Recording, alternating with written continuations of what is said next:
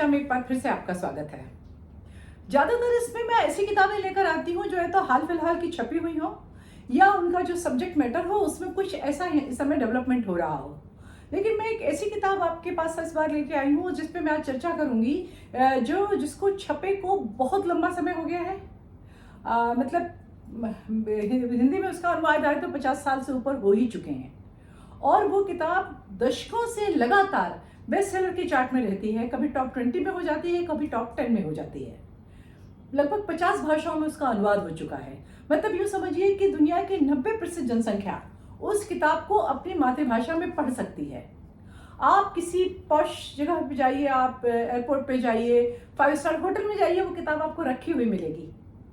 आज मैं उस किताब की बात कर रही हूँ जिसका नाम है योगी की आत्मकथा, योगी कथामृत, और या ऑटोबायोग्राफी ऑफ योगी, जिसको इंग्लिश में इस नाम से छपी हुई है। कई नामों से थोड़े अंतर के संग हर भाषा में अलग अलग छपी हुई है। और ये किताब, जैसा मैंने आपको बताया, बहुत सारों से बेस्ट सेलर चार्ट में होती है। क्यों होती है? देखिए, कई तरह की किताबें होती हैं। कुछ किताबें ऐसी होती हैं जिनको आप जब पढ़ते हैं तो एक किसी समय में जब आपका दिमाग परिपक्व हो या बहुत बड़े हो गए या बच्चे हो, वो किसी एक एज के लिए होती है। कोई कोई किताब होती है जो आपको हमेशा अच्छी लगती है, लेकिन कोई कोई किताब ऐसी होती है, वो लिखने वाले ने उसमें वो लिखा होता है जो कि जैसे जैसे आप बड़े होते हैं, मैच्योर होते हैं, वो आपके साथ होती है। ऐसी 3 किताबें हैं जो मुझे पर्सनली मुझे ऐसा लगता है। एक तो जो मेरे गुरुदेव की लिखी हुई है, living with the Himalayan master, Swami Ram की लिखी हुई। दूसरी श्री रामकृष्ण परमहंस के शिष्य महेंद्र नाथ जी ने अपने रामकृष्ण परमहंस के साथ के जो उन्होंने समय बिताया है उसको मेमोयर की तरह लिखा है, रामकृष्ण वचनामृत। और तीसरी ये किताब है योगानंद जी की लिखी हुई योगी कथामृत या ऑटोबायोग्राफी ऑफ योगा। योगानंद जी ने इस किताब में अपने बचपन से लेके और जब वो अपना अमेरिका में अपना मिशन पूरा करके और रांची आए, आश्रम बनाया यहाँ, तब तक की मुख्य घटनाओं को लिखा और कैसे उनका जीवन शेप हुआ। कैसे वो योगानंद परमहंस जी, कैसे एक बालक मुकुंद घोष जो कलकत्ते में रहता था, उससे योगानंद सरस्वती बनने की यात्रा है। और उस यात्रा में उन्होंने, खास बात यह है कि एक सच्चे सन्यासी की तरह, संत की तरह, उन्होंने कहीं भी अपनी बड़ाई करते हुए नहीं दिखते हो। ऐसा नहीं लगता है कि सिर्फ अपनी ही बात कर रहे हैं। उन्होंने उसमें क्या है कि जिसमें बहुत सारे चैप्टर, हर चैप्टर में एक कहानी है और उस कहानी से क्या शिक्षा होती है, साधना की और अध्यात्म की, दर्शन की कौन सी गहराइयां उस कहानी में छुपी होती है, उस पर वो चर्चा करते हैं। तो जैसे मैं कह रही थी ना कि हर उम्र के व्यक्ति को लगता है ये किताब मैंने पढ़ ली। जब बचपन में आप पढ़ते हैं तो उसमें आप कहानियां पढ़ते हैं, फिर आप उसके बाद उसका जो फिलोसॉफिकल वैल्यू पढ़ने लगते हैं, फिर आप उसमें जो साधना में वो चीज़ें कैसे अप्लाई होती हैं वो पढ़ने लगते हैं।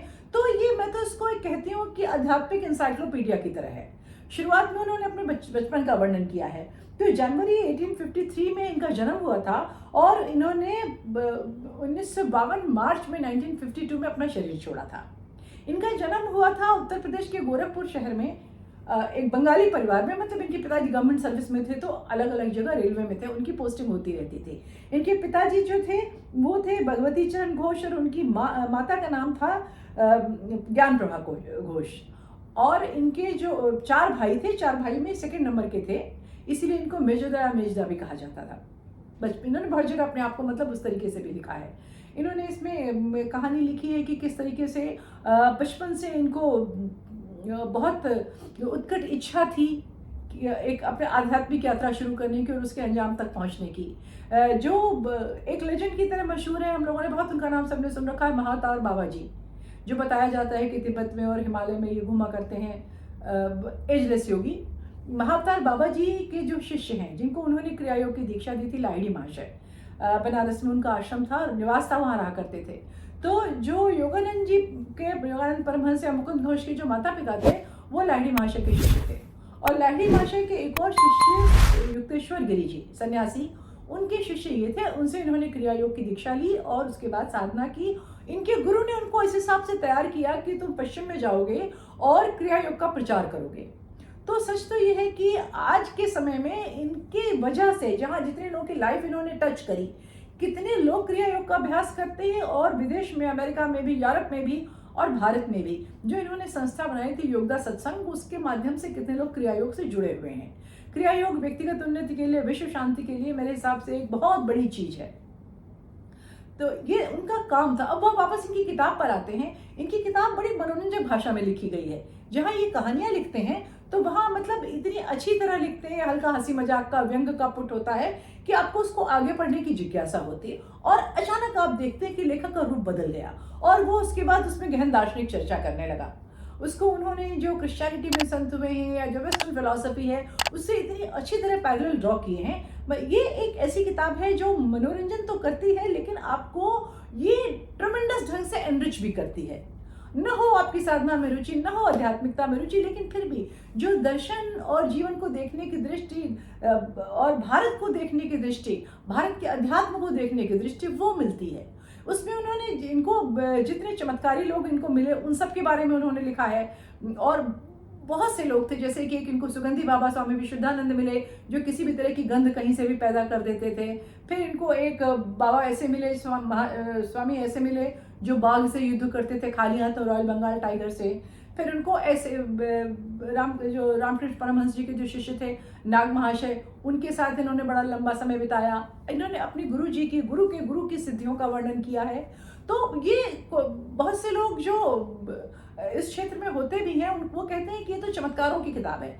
दरअसल ये चमत्कारों की किताब नहीं है, चमत्कारों के माध्यम से इन्होंने बताया है कि मनुष्य जो है अगर अपनी आत्मशक्ति को विकसित करे तो वो क्या क्या नहीं कर सकता है।